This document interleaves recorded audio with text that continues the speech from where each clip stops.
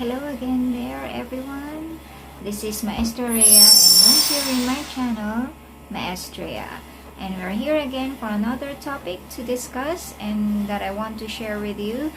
Now this is not requested, but then this is what I've noticed among friends of mine who usually ask this kind of task from me, and this is on letter writing.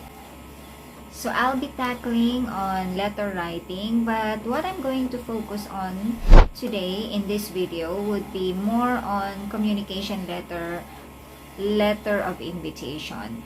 This is one thing that I have noticed also among my friends when they ask me, then can we ask you to write a letter of invitation? So the details are this one, okay?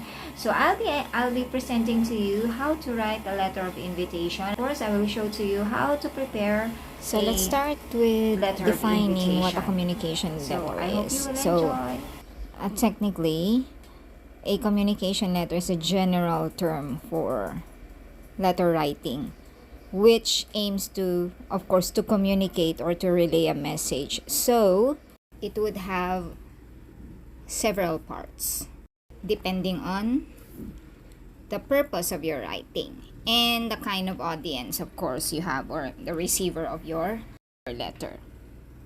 So it can be on the purpose of inviting, or if you wish to complain, or if you wish to request for something, or even to apply and probably recommend someone. Okay? So that's one thing that you have to consider, your purpose. And of course, your audience referring to the person you are writing to. So generally, we have these parts of a communication letter. So the first one is, of course, your heading, which includes your company logo, okay, or the organization's logo, with the name still written. An example of a letter will be shown to you later after this discussion. And then you also have the complete address of where your company is located, plus your contact details. The contact details would include your email address, your company's email address, your phone number, and your mobile number or your telephone number. Okay? So you'll see that in the example later on. The next part is your inside address. In some cases, the date as to when you wrote the letter or when you're going to send the letter would be included in the inside address. But in the presentation that I will be giving later on the sample letter, I separated it. I'll explain later. Okay? So in the inside address, you simply include there the name of the person who shall receive the letter, her position or his position in the company or organization where he or she works, and then the address.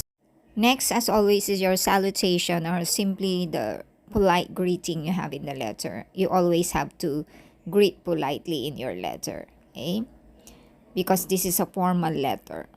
So your greetings may be in the form of the following: Dear Mr. and Miss, Ma'am, okay? Let me just emphasize that if you know the gender of the person you're writing to, you can just go directly writing dear sir or sir, ma'am, if female. If you are not sure, say you address the person, the registrar, the director, because you're not sure whether that person is female or male, you can just simply say sir or madam, or sir or ma'am. Right? On the next part, the most important part of the letter is the body of your letter, which of course includes all the important details and information you need to include so that your receiver would be able to know what exactly you want to convey. So it's the main message of the sender, where you have also to mention the purpose. I'll show you the details that need to be included if you're writing a letter of invitation in the example later on. For the next part of your letter, you have your complimentary close, or in some cases we call it as complimentary closing. Just like your salutation, you have to end your letter respectfully, just the same, because this is for formality's sake. Okay? So you can have respectfully yours, sincerely yours, which are common ways on how to close your statement. And again, you have to be polite in leaving your message. This closing or a farewell message is also called valediction. All right?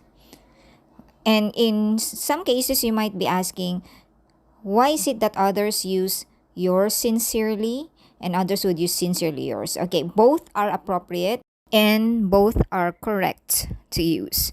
It's a matter of personal preference. Now you go to the last part of the letter, which is the signature line. The signature line includes the name of the sender and the signature. Under the name and the signature would be, of course, the position that can be included, the position of the writer. Now, let me just emphasize to you that the signature in a letter is very, very important. The signature is actually a verification. The person whose name appears on the letter, of course, really wrote that. And it's for legal validity. A signed letter has a legal implication. We can also include these two parts for a letter, the enclosures and your CC. If you attach a document with your letter, you use the enclosure. If the same letter needs to be sent to the other organizations, then use the CC. So let's now have a sample letter here which I have prepared. So you can see that in the heading, which includes the company logo, the name of the company, of course, organization, plus the complete contact details and address. You also have there the date. In this format is more formal, actually, try it this way, but you can opt for writing the standard way, which is March, and then the date, and then the year. Okay, so I separated it just to identify at least clearly where the date is. Let's proceed to the inside address. So it's very important that you write the complete name of the recipient with proper addressing, the Miss, Mr. Okay. And then the position, comma, and then the place where the person receiving the letter works. As for the salutation, I mentioned a while back that if you know the gender of the person you're writing to, you can just go directly with Dear Ma'am. Now you will notice that I use the colon as my punctuation mark there after the greeting. Notice that I use the colon because this is more formal in tone, but you can always opt to use the comma. Let's now proceed to the body of the letter. So you always start with your purpose, why you are writing the person.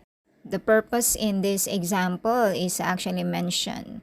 So we wish to invite you and your selected barangay officials. Go straight to the point by also mentioning when and where will this invitation take place.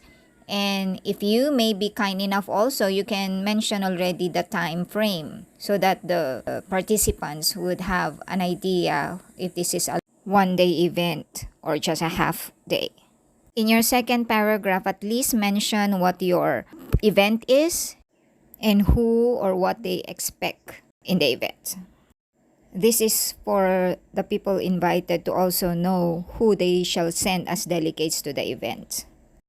In your third paragraph, be as encouraging as you can be so that the person you're inviting would participate in your event. Provide them also a reason as to why their participation is important. Now, depending on whether you're going to provide snacks and lunch, you can indicate that in the letter. You can just provide more reasons for them to participate. Or you can just go directly to the next paragraph where you would ask them to confirm their attendance. This is to let your participants or your recipient to know how willing you are to have them in your event.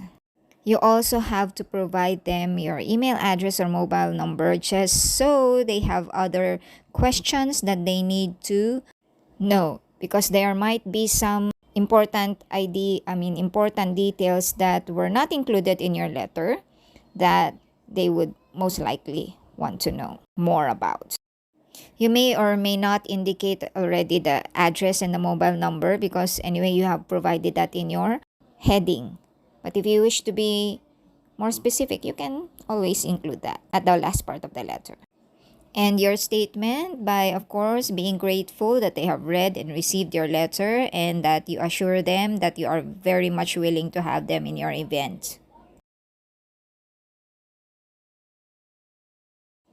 Then you can have your complimentary close. And here, your name plus a signature and your position. So as I mentioned a while back, it's very important that you have the signature because aside from it had been a tradition, it's for legal validity and assurance that you are the one who wrote the letter. Plus, of course, it's more of a personal touch. Now notice the format I have there on the both sides of the letter. Okay, so this is an example of a block format where you can also make use of the semi-block. And in this block format, you would have a justified alignment for either sides of your letter. It would be your discretion as to what format you would like to use, so long as it would suggest a tone of formality. If I say formality, not too strict, but at least you can be a little friendly as well while being formal.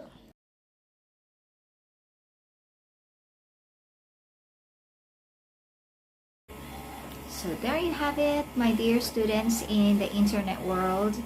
So those are the pointers that we have to bear in mind when writing a business letter, especially on letter of invitation. So it's very important that you know you are clear with your purpose of inviting and writing, and details should be very important. And by the way, as mentioned in the discussion a while back, it's very important, ladies and gentlemen, to have your signature in your writing, in your letter, because that is the most important one that shows the personal approach that you have toward your purpose of writing to someone else. So if you have enjoyed this video, please subscribe, share to your friends also, and do encourage them also to watch and learn from my vlogs, and ask them also to subscribe if they haven't subscribed yet. So this is your Maestra Rhea, and hoping to see you next time again for our next discussion.